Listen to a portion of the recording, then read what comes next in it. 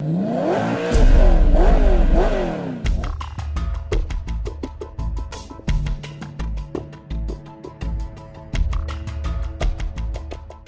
BMW models fitted with the N62 V8 engine can suffer from a failure of the front seal on the water transfer feed pipe located on the intake valley pan. The seal shown has only 40,000 miles on it. To install a factory replacement pipe, it is necessary to remove the timing cover and associated components.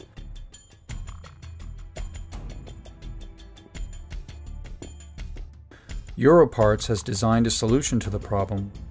The Euro tube allows for installation from within the intake valley, eliminating the need for disassembling the front of the engine and all the associated costs and complexities.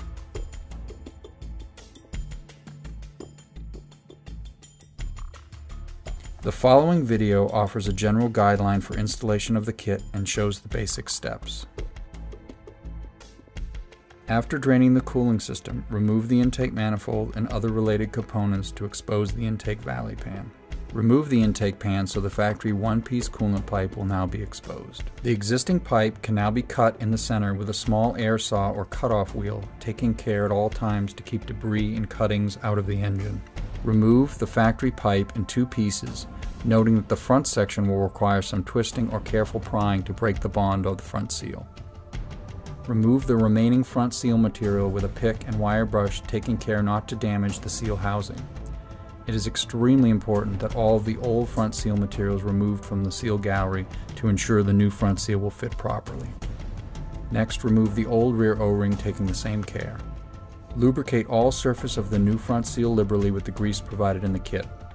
Fully fit the front seal into the housing, taking care to make sure the flat profile of the seal faces forward towards the timing cover. This is critical to a proper installation. Great attention needs to be paid to make sure the new front seal is fully seated in its groove. This is evidenced when the inner edge of the seal facing the intake galley is flush fitting with the tube opening. Very firm pressure with your thumb or a smooth, blunt instrument may be required to get the seal fully seated. It may take several passes applying pressure before the seal seats. Lubricate and install the new rear O-ring as well, noting however there is no orientation necessary for this seal. Fit the 3 supplied inner tube O-rings carefully to the front tube section so each is fully seated into its machined groove on the tube, then lubricate well with the grease provided. Fit the inner and outer tube sections together, taking care not to pinch or damage any of the pipe sealing rings, then collapse completely. Next, install the Spiralock locking ring around the smaller inner tube and slide it forward.